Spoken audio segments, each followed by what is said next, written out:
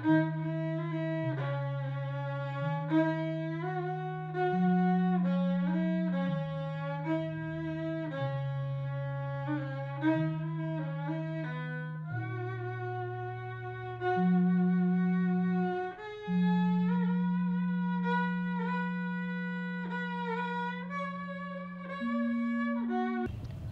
sonten para pamirsa saha Kanjeng Kusuma Parasta. Nggih, Assalamualaikum warahmatullahi wabarakatuh. Waalaikumsalam.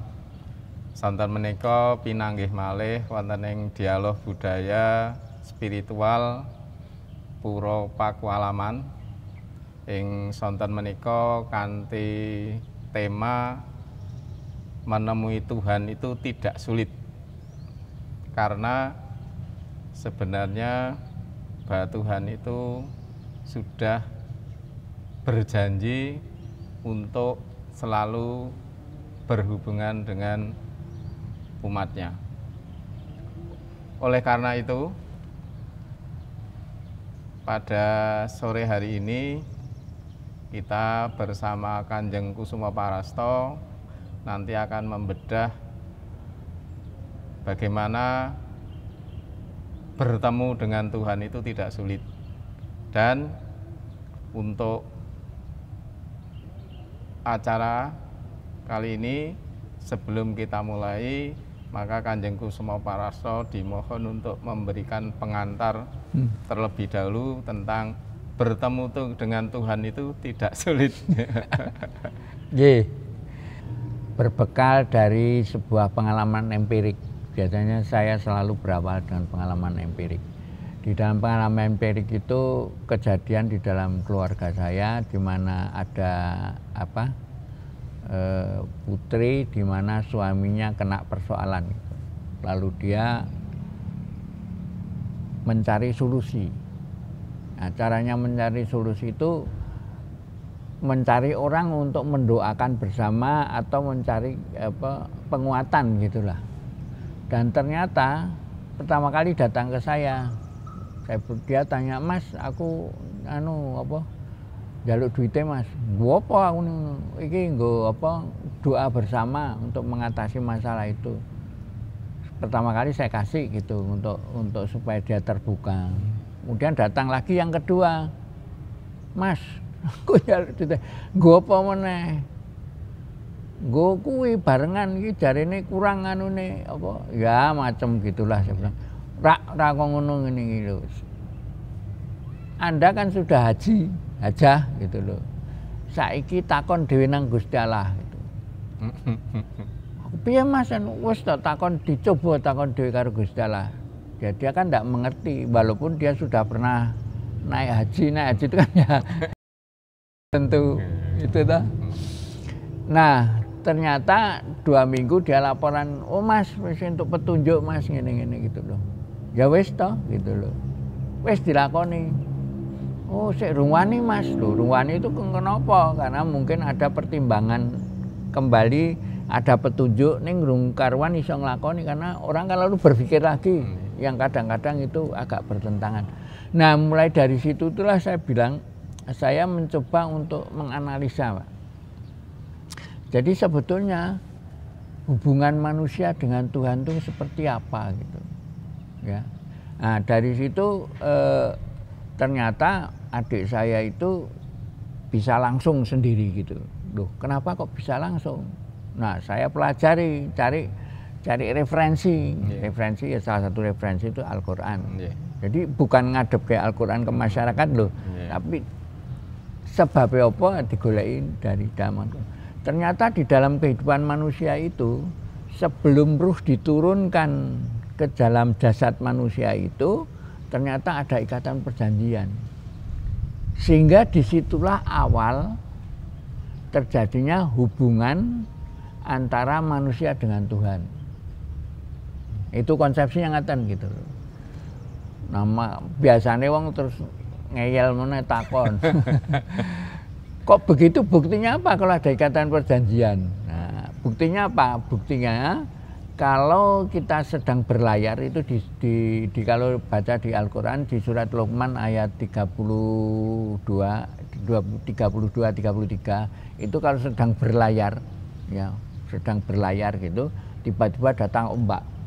Maka secara spontan dia, ya Allah mohon pertolongan, aku mohon kepadamu diselamatkan dan lain-lain. Lah spontanitas permohonan itulah yang terjadi. Masalahnya kenapa bisa ada spontan? Kalau tidak ada barang yang sebelumnya, maka tidak mungkin kan itu terjadi. Nah, jadi dengan demikian ternyata itu membuktikan bahwa antara Tuhan dengan manusia itu di awal roh, di saat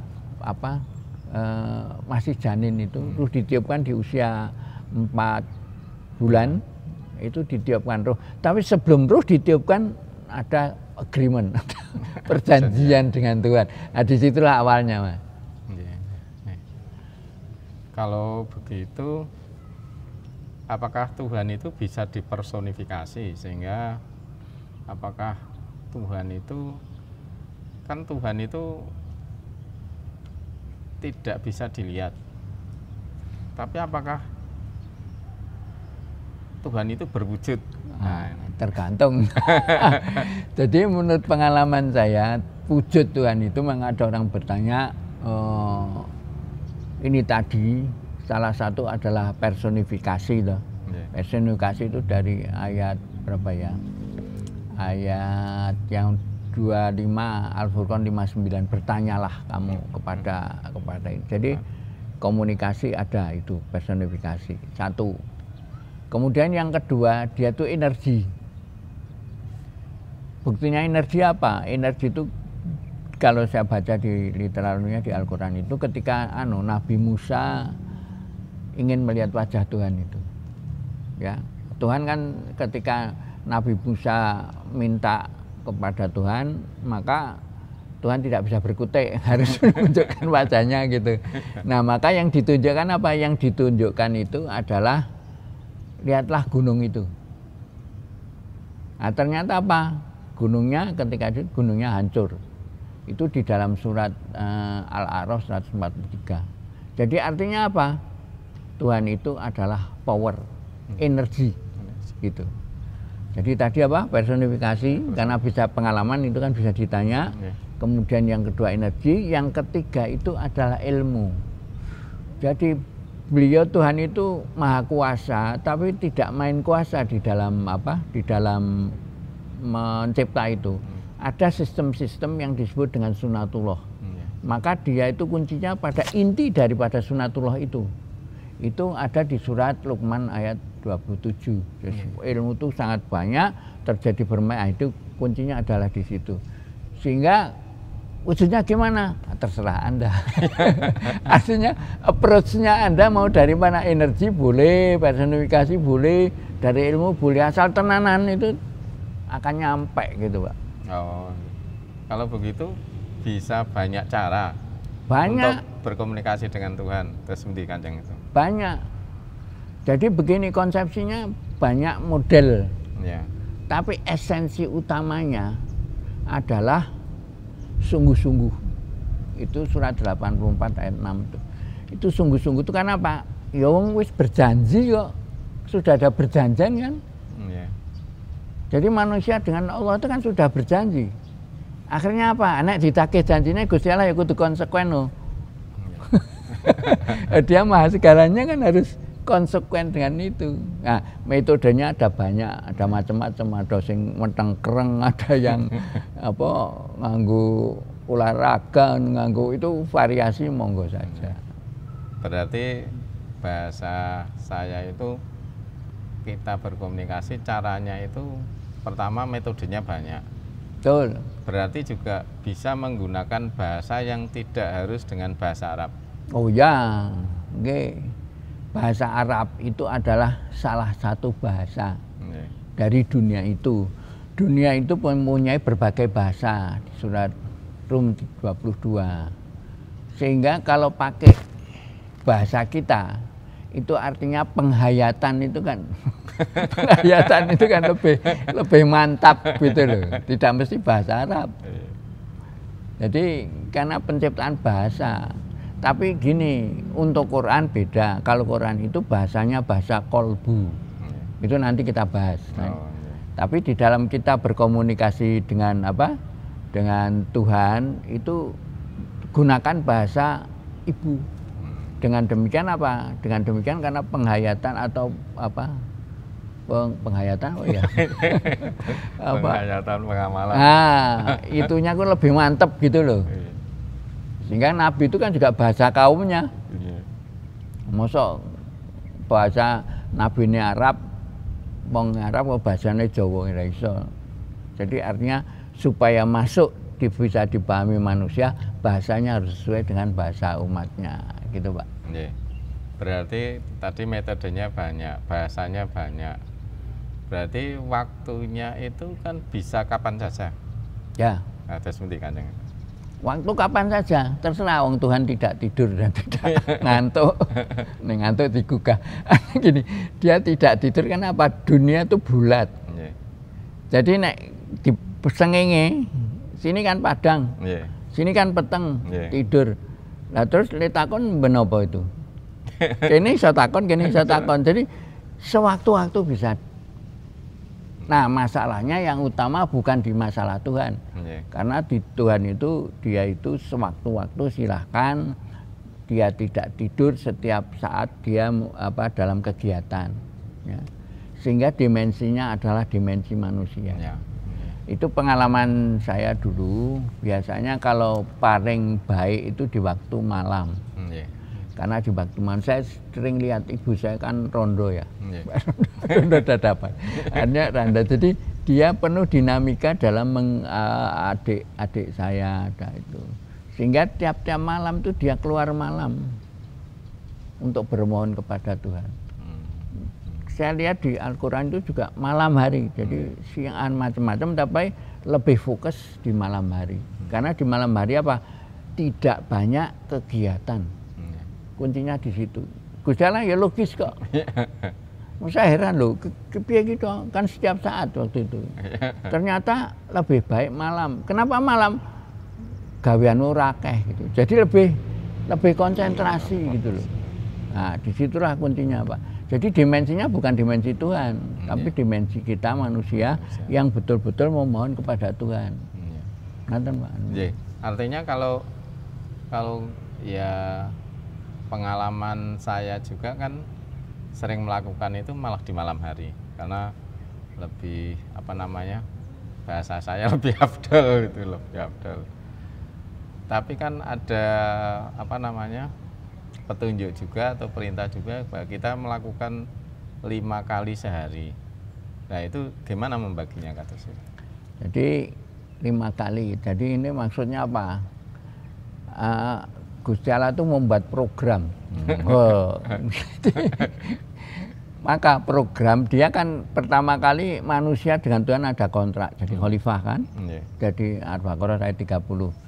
Nah bagaimana Tuhan itu membuat orang itu jadi khalifahnya sukses. Satu. Yang kedua ada sifat Tuhan yang kaya menungso jane. Apa? Dia itu kalau dilupakan maka akan lupa, kalau diingat dia ingat dan dia intervensi. Jadi istilahnya nek wong Jawa iki adoh tanpa wewangenan, cedak tanpa sesenggolan. Yang akhirnya posisi Tuhan itu ada di manusia, di surat 50 ayat 16 gitu. Jadi mengapa itu 5? Frekuensinya 5 karena godaan sekarang itu tuh frekuensinya sangat tinggi gitu loh, sangat apa? Sangat banyak. Rentan, harus ingat terus gitu. Dan sebetulnya Tuhan itu juga begini, Tuhan juga rileks. Jadi ketika manusia itu mempersoalkan ada atau tidak Tuhan, Tuhan tidak mempersoalkan, Tuhan tidak memaksakan dirinya harus diakui, tidak. Ya terserah manusia, wong sing butuh menungso kok dudu aku gitu, dia rileks gitu. Tetapi dalam perjalanannya Tuhan itu akan membantu manusia kalau manusia itu membutuhkan bantuannya. Jadi kalau tidak minta ya tidak. Nah caranya apa? Caranya komunikasi dengan Tuhan harus berjalan. Nah 5 waktu itu karena kehidupan manusia itu penuh dengan apa ya, glamor, bisa ya kalau kita bekerja bisa tidak ngatur waktu gitulah. Nah dimensi itu yang diminta Tuhan supaya manusia itu sehat, pikirannya juga terkendali, sehingga dimensinya dibagi 5. 5 itu ya kita biasanya kalau zaman dulu, kalau zaman mahasiswa saya itu kalau sedang kenceng gelut-gelut itu dhuwur dhuwur ngapa? Salat. Nah, salat. Ketika salat apa? Negosiasi. Nah, gitu. Jadi pinter anunya tuh Gusti Allah pinter. Jadi dia bagaimana menatap itu, kemudian frekuensi apa? Tensi diturunkan lagi. Kemudian bergerak lagi, turunkan lagi. Jadi apa? Kehidupan manusia itu menjadi stabil dan selalu ingat kepada Tuhan. Sehingga dia kalau Tuhan diingat, dia akan intervensi. Jadi memang saya mikir loh, kok karepe apa to Gusti Allah kok nganti ping 5. Sikane ping 1 wis cukup kok iki ping 5 gitu. Ternyata 5 itu ya positif. Nah, keuntungannya corona sekarang atau misalnya nek salate ping 5 kan kudune ping 5. Kudune kuwi lebih arang le kena Covid. Jadi ternyata banyak manfaatnya itu. Memang pertama kali kalau kita kok frekuensinya kok akeh men to. Nek liyane iki sedina wis cukup gitu ya. Apa seminggu pisan. Nah, itu. Jadi itulah cara frekuensi harian. Tapi tidak berhenti di situ. Tuhan itu membuat program itu ada frekuensi harian yang 5 kali. Kemudian ada juga frekuensi mingguan. Mingguan sekarang apa itu? Yang di masjid-masjid atau di gereja atau di mana gitu, sinagog. Pada hari Jumat itu fungsinya bukan pada ibadah, tapi pada khotbah. Khotbah itu artinya apa? Pemberian pengertian. Yang sebetulnya harusnya diungkap di situ tuh sebetulnya adalah Qur'annya untuk diungkap supaya mendapat persepsi yang sama. Gitu. Jadi disitulah program mingguan. Jadi untuk kematangan, untuk membuat pengalaman sehingga manusia lebih paham akan kodifikasinya dia. Nah kemudian setelah program itu ada program yang baru kita lalui lagi. Itu program apa? Program tahunan. Program tahunan itu adalah bulan Ramadan.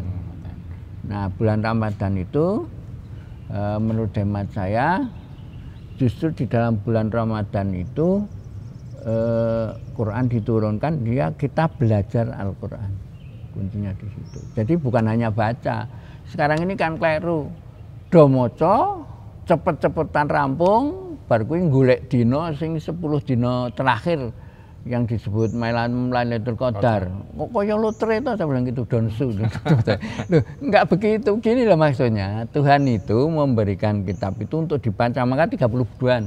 Dan itu merupakan program kesempurnaan. Jadi ibadah itu adalah tidak ada yang apa ya? Tidak ada yang menonkan. Artinya semua ibadah itu positif, boleh, sah.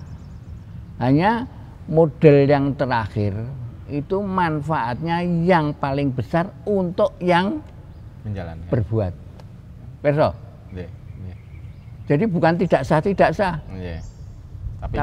manfaat bagi yang mengerjakan. Nah, kalau salat 5 waktu kan mesti ini apa? Awake ya lumayan, ora kuru-kuru banget.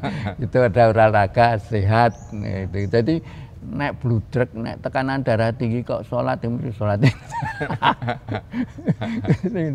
Jadi itu, jadi bukan sah atau tidaknya, tapi masalahnya adalah pada manfaat yang mengerjakan.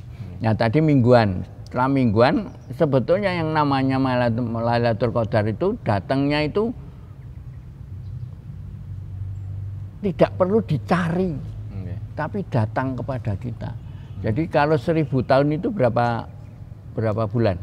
1000 bulan, 83 tahun, seumur hidup. Artinya apa? Kalau kita baca buku, nah baca bukunya itu yang harus diketahui. Pengalaman hidup kita masuk di dalam buku itu, ketemu, terjadilah kebahagiaan. Yang dengan sendirinya apa?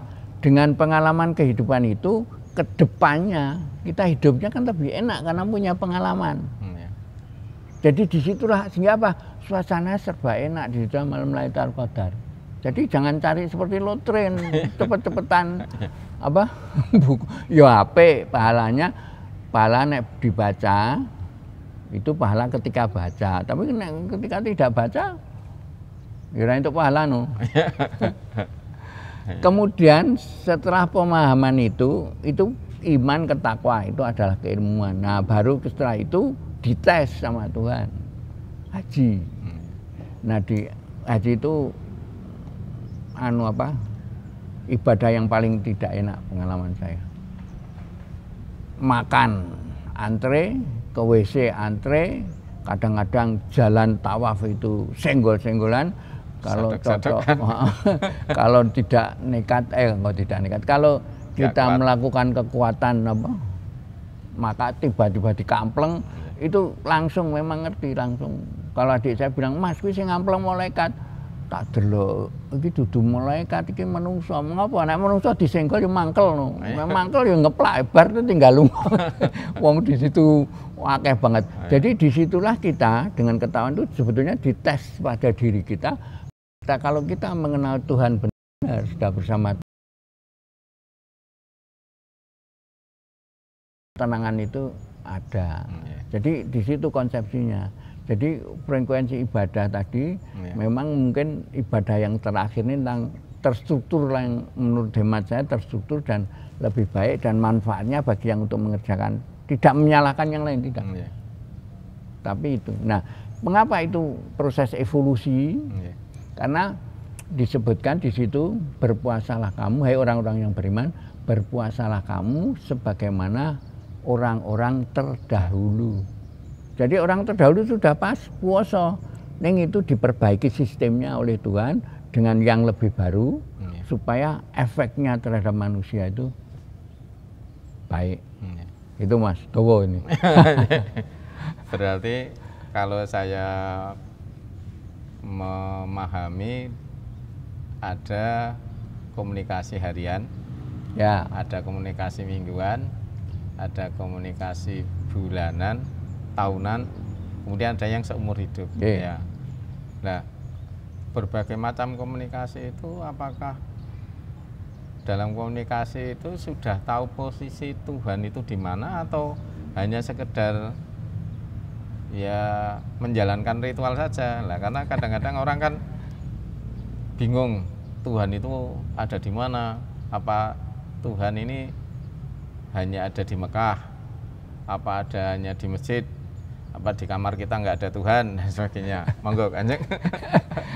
Jadi gini, memang di situ di Quran literatur yang saya baca itu di surat Al-Baqarah 186 mengatakan kalau orang yang bertanya tentang aku adalah dekat.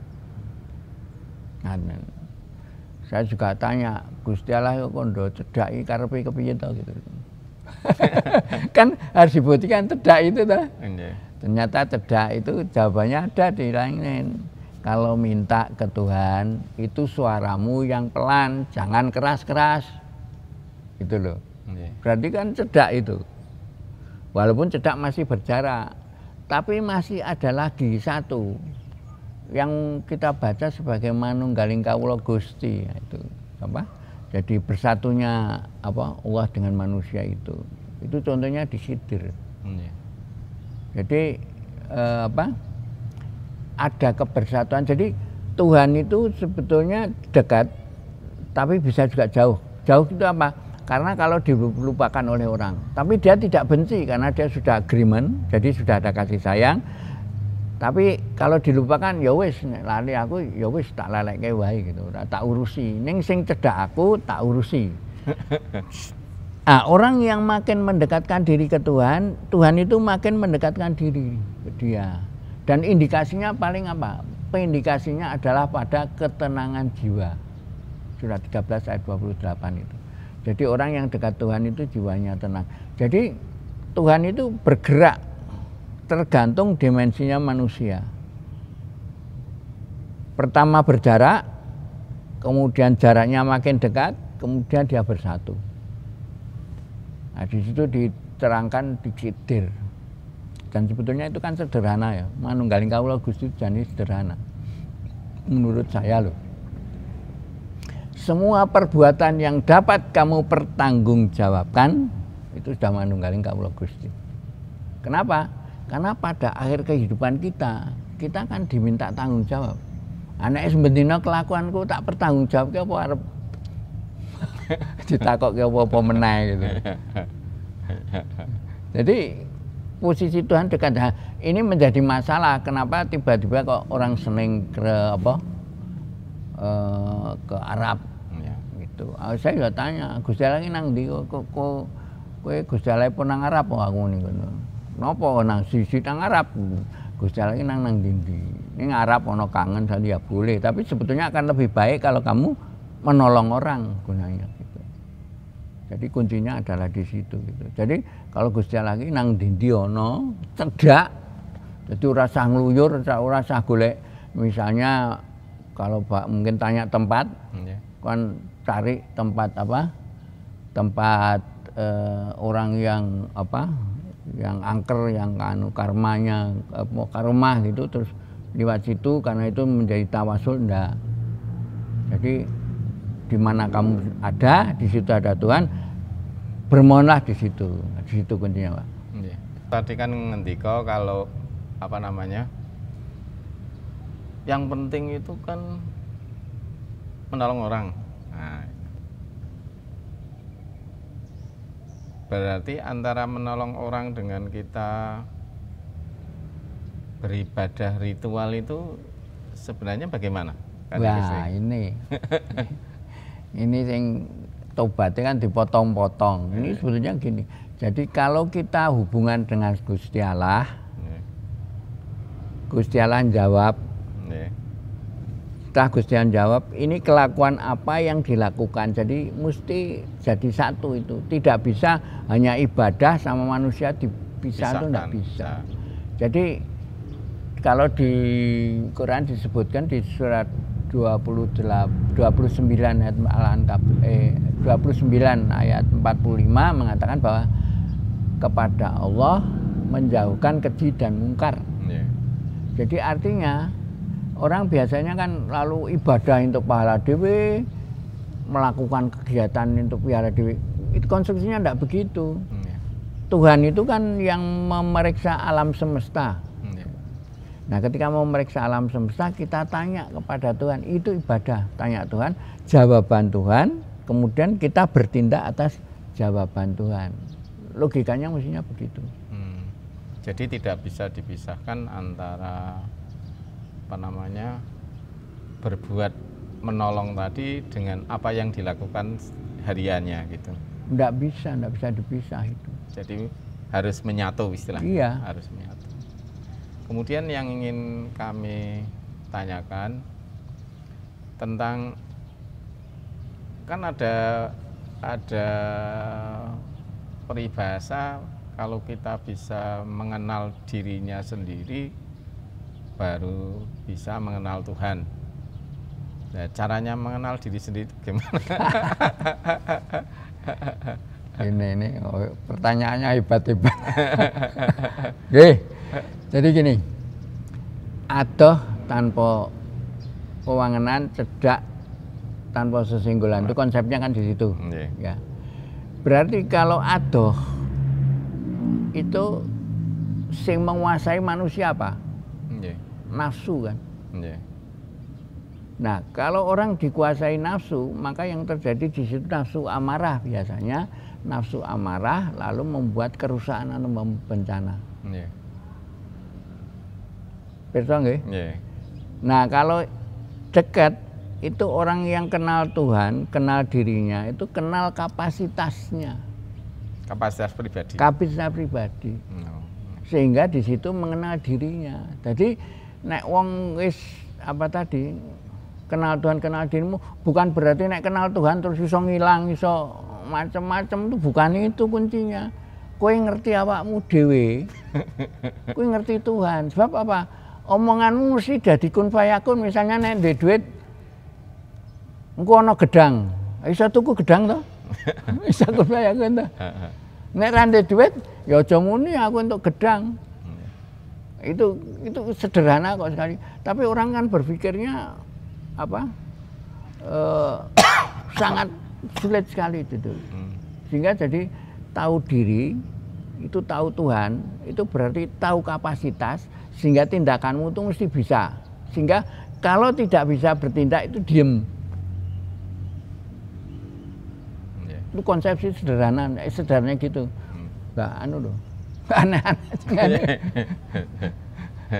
Bahasa saya itu kalau orang yang sudah tahu dirinya sendiri itu nanti komunikasinya dengan Tuhan itu akan lebih mudah. Ya. Karena tadi Kanjeng sudah ngetika bahwa kita sudah tahu kapasitas kita. Jadi kita tidak akan dengan ukuran orang lain, tapi dengan ukuran diri sendiri. Nah ini yang ingin kami mohon penjelasan dari Kanjeng itu, Tuhan itu apakah dalam setiap gerakan umat dalam hal ini masing-masing pribadi itu diamati satu persatu sehingga kok bisa segalanya gitu, gimana Kanjeng? Gusti Allah itu bekerja tertib. Dia maha kuasa, tetapi dia tertib. Teman saya kan bingung, ngopo Gusti Allah kok tertib? Ngene lho Mas, nek Gusti Allah sak geleme dhewe. Aku ya mau nek dijalui tanggung jawab, wong dhek sak geleme dhewe. Ya ta? Lah kita bagaimana ngikuti Tuhan? Sehingga Tuhan itu bekerja dengan tertib yang disebut dengan sunatullah. Nah, di situ kuncinya, dengan sunatullah itu kita paham kehendak Tuhan. Gitu Mas. Jadi dia mencipta, pernah saya ditanya, Pak Tomo, nopo? Mungkinkah Tuhan mengangkat batu, tidak bisa mengangkat batu yang dia buat sendiri? Apa takon cah iki gitu. Saya tuh, apa cah iki takone kok ngene? Kowe ngerti dong carane nyambut gawe Gusti Allah? Bingung meneh to dia. Lho Gusti Allah ki carane nyambut gawe nganggo tatanan. Kenapa? Pertama ada fungsi, sesuatu dicipta itu ada fungsi. Semut ana fungsine, gajah ana fungsine, tumbuh-tumbuhan ana fungsine. Kedua ana keindahan. Nek semut cilik-cilik warnane apik, bentuke apik. Nek sing gedhe gajah ora pati apik. Kan? Kenapa? Karena fungsinya beda. Semut cilik iki nggo apa? Nggo makan itu remah-remah. Tapi gajah nggo apa? Nggo ngangkat. Umure beda. Gajah luwih tuwa, luwih dawa timbang semut. Estetika keindahannya juga beda. Nah, di situ di dalam penciptaan itu lalu Tuhan setelah mencipta sempurna lalu dia memberikan petunjuk tahap pertama, kedua petunjuk, dan petunjuk itu diikuti terus menerus menjadi sunatullah. Pekerjaan panjenengan saged ngendikan kalian burung saged mboten? Burung apa? Burung nggih. Dereng. Hah? Dereng. Cobi anu mau melihara burung, bendina dipakani, pun aja omong dangu-dangu gak saged. Karena dia sunatullah itu. Jadi ada hukum-hukum yang tetap yang dilakukan. Sehingga kita bisa bicara dengan akhirnya apa? Nek ono pas saka tindakan tahu, nah, terus burungnya menyambut. Itu kan ada mekanisme kan gitu. Jadi dengan demikianlah Tuhan itu harus kita pahami bahwa Tuhan itu walaupun maha kuasa ternyata tidak berbuat sembarangan, tidak waton kuwasa. Ada sistem yang dilakukan. Kalau sistem atau sunatullah berjalan itu, saya kadang-kadang dalam hati bertanya, manusia ini kan ini memang perintah Tuhan untuk jadi khalifah ini. Tapi manusia itu sering sok kuwasa. Dalam pengertian saya, terhadap makhluk lain itu ya semena-mena. misalnya sapi dibeli dimakan, ayam dibeli dimakan. Terus kadang-kadang binatang yang tidak, ya seolah-olah bagi manusia mungkin tidak berharga, padahal mungkin bagi alam berharga, dibunuh gitu saja. Contohnya saja, saya kadang-kadang jalan, ini tadi dari rumah ke sini kok dirambati semut, wah langsung saya tapuk, mati semutnya. Nah kayak gitu kan. Terus sebenarnya gimana hukum-hukumnya, atau tadi fungsi-fungsi, apakah manusia itu diperbolehkan membunuh binatang? Boleh seenaknya, bahwa ini bisa dimakan oleh manusia, bahwa manusia itu makanannya sebenarnya binatang atau tumbuh-tumbuhan. Karena ada agama tertentu misalnya yang ya kalau bisa menghindari membunuh binatang. Itu penting kan yang. Ya memang di sini ada berbagai konsep, terutama kalau kita baca di Quran. Jadi Quran itu kan untuk seluruh umat manusia. Jadi seluruh umat manusia. Maka di situ dikatakan bahwa binatang itu semua yang ada di dunia ini adalah untuk penghidupan manusia. Jadi konsepnya Tuhan itu, Tuhan gawe wong, tapi lebih dulu gawe anu loh, alam semesta dibuat dulu. Ada binatang, ada pohon-pohonan, ada bunun. Kemudian dia membuat manusia, kemudian di surat 2 sebagai khalifah, yang kemudian alam ini diserahkan kepada manusia untuk diatur. Nah kalau wong Jawa ki wong anu itu kan menjadi apa itu? Memayu haining banowo.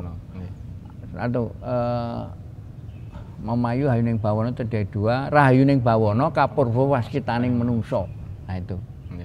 Nah di situ binatang itu memang ada yang disembelih, memang ada yang untuk kuda tunggangan, semua untuk keperluan manusia. Di situ bedanya. Berarti manusia itu tidak semena-mena kalau begitu? Tidak, cuma lemen nyembelih, iki kudu nganggo aturan ojo menyiksa. Cuma itu, nganggo bismillah. Nah, jadi nek semena-mena kaya apa tuh jarine anjing dikeprok, dipateni, dilebokkan, itu anu namanya menyiksa itu. Tapi kalau disembelih memang fungsinya untuk itu. Gajah itu misalnya untuk penarik banjaran, itu untuk ditunggangi. Sapi itu untuk sebagian untuk ternak, susunya diambil, tapi juga untuk dimakan. Jadi boleh anunya itu, asal perlakuannya terhadap itu jangan semena-mena. Nah sekarang hubungannya dengan lingkungan hidup ini, karena kan dengan makin manusia kan berkembang, mungkin dulu hanya satu, sekarang udah miliaran. Kebutuhan akan makan, minum dan sebagainya makin banyak, sehingga banyak hutan rusak, banyak apa namanya binatang juga mati yang biasanya hidup di hutan-hutan dan sebagainya. Itu apakah dalam hal ini manusia ini yang paling bertanggung jawab atau gimana kan? Ya manusia, karena begini loh. Jadi tadi sudah saya katakan bahwa manusia diberikan sebagai khalifah untuk mengatur alam semesta guna kemakmuran. Itu disebutkan di surat Hud 11 ayat 61. Menata lingkungannya itu ada dua unsur, menata manusia sama menata alam. Ini kena nek kita ini kan memayu hening bawono, lalu khalifah kedua di sini memayu hayuning bahira hayuning manungso dumadi karono kamanungsane. Ini peri kemanusiaan. Jadi manusia itu harus mengelola kehidupan tadi yang sak geleme dhewe itu antar manusia kalau ini. Kalau ekologi rahayuning bawono kapurba waskitaning menungso, ini ekologi. Nah, di sini hubungan alam yang harus tetap dipelihara. Tadi saya katakan bahwa untuk Tuhan itu tertib. Pertama kalau mencipta itu ada fungsi, ada ukuran, ada estetika, ada time frame, ada waktu gitu. Nah ketika pembabatan hutan, fungsi hutan untuk apa? U2-nya dan lain-lain. Ukurannya untuk, nah ini kalau ukuran ini sudah dilampaui terjadi bencana, maka itu menjadi berlebihan. Dan itu dikenal dengan sebuah apa? dengan pemahaman sebagai ilmu sunatullah jadi ilmu. Jadi ada ukuran, kemudian waktu, time frame itu. Jadi semua itu sudah diatur sehingga kita itu dengan diberikan oleh Allah otak atau akal bisa menangkap kehendak Allah. Nah, di situ jadinya perjalanan manusia sehingga apa yang dikehendaki Allah untuk kesejahteraan manusia dapat dicapai. Mestinya di situ. Kalau saya kembali ke Rahayuning Bawana Kapurba Waskitaning Manungsa, berarti manusia itu harus dalam bertindak mengikuti 4 ukuran tadi. Iya. Rahayuning Bawana Kapurba Waskitaning Manungsa. Waskita manungsa. Manungsa kan ada waskita, ada yang tidak waskita itu. Nah, itu dumugi tekan grade-nya waskita itu. Jadi kalau grade-nya kalau agama itu Islam, iman, takwa. Kalau waskita itu menurut pandangan Kanjeng Kusuma itu apa waskita hanya dari sisi fisik atau termasuk non fisik? Waskita itu lebih kepada mental ya. Mental ya. Ya pemahaman mental. Jadi leveling kehidupan gitu. Bukan pada fisiknya itu. Jadi di situ dia lebih memahami. Dan biasanya nek wong Jawa ki biasanya kan ono sing jenenge titen. Nah, itu titen itu kan memberikan itu sebenarnya titen itu sebenarnya sunatullah. Coba diteliti kehidupan. Itu sebenarnya sunatullah. Jadi misalnya sing paling gampang sapa gawe nganggo, sapa nandur ngunduh. Itu sunatullah. Berarti kalau nyanyian Didi Kempot nandur pari itu kuli kuwi cinta yang tidak sunatullah ya. Nandur pari suket melu tukul. Nah itu terus kudu dicabuti. Kalau saya memahami tadi komunikasi dengan Tuhan itu sulit atau tidak sulit, terus bahwa apa yang kita minta pasti dapat, tetapi kan kita harus menjaga keseimbangan. Nah, ternyata kalau keseimbangan itu tidak dilakukan oleh manusia, ya Tuhan akan menyeimbangkan kembali. Mungkin kasus corona COVID-19 ini juga penyeimbangan alam ini, karena manusia sudah terlalu banyak, ya supaya disudo. Yang tadinya 2 miliar misalnya dikurangi 100 juta kan sebenarnya tidak apa-apa. Tapi kalau sekarang ini sudannya belum banyak loh. Iya makanya itu. Tapi orang sudah pada ribut. Nah, sudah pada ribut. Jadi artinya kalau memang kita sudah bertuhan, menerima keadaan ini dengan enak, tidak protes gitu. Mesti ono sing apik. Di balik sesuatu yang tidak engkau senangi ada kebaikan di baliknya. Ada hikmahnya. Jadi hikmahnya dari situ yang kita cari. Jadi kalau orang bertuhan tadi komunikasinya sudah baik, sudah bisa, sudah paham, kita kalau sudah bertuhan itu menghadapinya keadaan semua itu serba penak. Nek wong iman ki setengah ndablek. Artinya apa? Tidak terpengaruh. Oh, bingung dia. Oh, ki mesti ono kasihate, ya ono gitu. Dan kalau kita bertindak salah, jadi konsepsinya begini di tingkat iman itu. Kalau orang salah itu boleh, tapi belajarlah dari kesalahan. Nek saiki nek salah nyalahke wong liya ora bakal ketemu pucuke. Atau nekat berbuat salah. Nekat berbuat salah, nah itu yang ngaco. Itu ora ketemu pucuke. Akhirnya bukan orang sinau dari kesalahan tapi terus gawe barang anyar. Itu juga enggak menyelesaikan karena peningkatan kita enggak ada. Jadi kalau kita di labor itu sederhana, kalau di laboratorium itu Pak, kita kan belajar dari kesalahan, kurang ini kayak gitu kan gitu. Jadi orang bukan tidak boleh berbuat salah, ning ojo nekat gawe salah. Ojo niat salah. Ning sinaulah dari kesalahan itu. Jadi di situ pucuk perjalanan kehidupan manusia, Pak. Kalau orang itu selalu berkomunikasi dengan Tuhan, dan karena Tuhan itu tidak sulit dihubungi, mestinya orang kan tidak nekat berbuat salah, karena dalam berkomunikasi kepada Tuhan itu mesti mendapatkan petunjuk. Nah, petunjuk-petunjuk ini kan menuntun kita untuk selalu berbuat yang lurus ini. Nah, tapi apakah manusia itu setiap saat berkomunikasi mesti mendapatkan petunjuk? Ini mohon penjelasan kan. Jadi begini sederhananya, orang yang ingat Tuhan jiwanya akan tentram. Jadi indikatornya itu ketentraman hati. Bapak pernah nyeleweng? Kok pernah nyeleweng? Pernah. Gimana rasanya gitu tuh? Saya tanya, pernah nyolong? Oh, ora Mas. Lho ora, tahu nyolong ora? Pernah. Tahu. Rasane kepiye? Deg-degan. Itu kan sudah deg-degan toh. Ning nek nekat pisanan selamat. Nekat meneh tapi kepikiran terus toh. Akhirnya si kolbu yang apa bentuk rasa ini menjadi nyata, menjadi penyakit, sidik-sidik mumet, sidik-sidik itu, dan terakhirnya adalah stroke.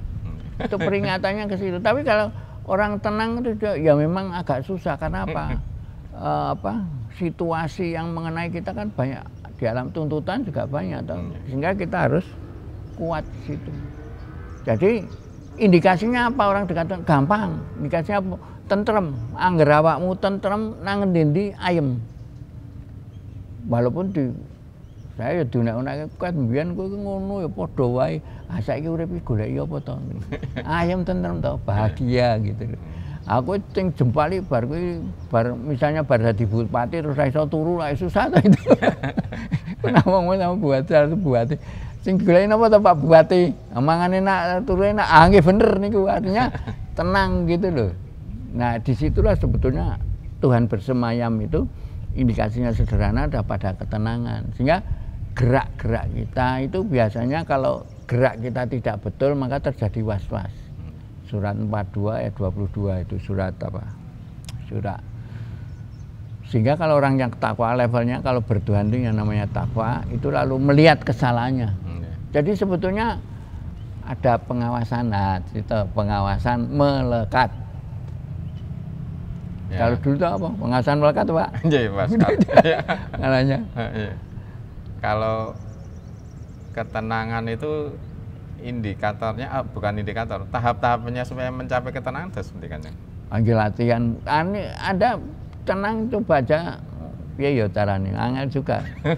Artinya terserah Anda, artinya semua kan tergantung kapasitas masing-masing loh. Kapasitas masing-masing untuk mencapai ketenangan itu. Misalnya, oh aku semene wis cukup, ya wis gitu. Nah itu sudah tenang. Saya melihat teman saya itu juga, dia sudah golongan tertinggi 4E gitu. Terus nyalon bupati. Ngapa toh nyalon bupati? Oh aku pengen mengabdi. Asing mbok goleki apa to Mas? Toh ndak jadi. Baru nyalon DPR. Nyalon DPR partaimu apa? Partainya sing cilik. Ayo piye to kowe iki? Terus sing mbok golek itu ta. Tapi itu memang harus tingkat tertentu yang dia sendiri bingung sing mbok goleki apa to Mas? Ayo kuwi kan mengabdi kepada masyarakat. Oh ya gitu kok nek ngono ki dong tekan ora bakal rampung ngono. Golek ki ketenangan. Tujuan hidup itu adalah bahagia. Nah, di situ yang kita cari. Bahagia itu apa?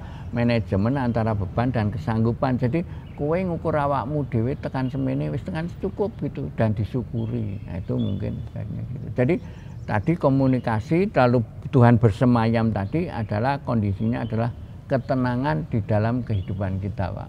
Ngaten, Pak. Para pemirsa YouTube, channel YouTube yang kami hormati, juga Kanjeng Kusuma Parasto yang kami hormati, dialog budaya spiritual dengan tema hubungan Tuhan tidak sulit, kita akhiri. Akhirul kata, wassalamualaikum warahmatullahi wabarakatuh. Salam sejahtera untuk kita semua, salam kebajikan, Om Swastiastu, Namo Buddhaya, Rahayu, Rahayu, Rahayu.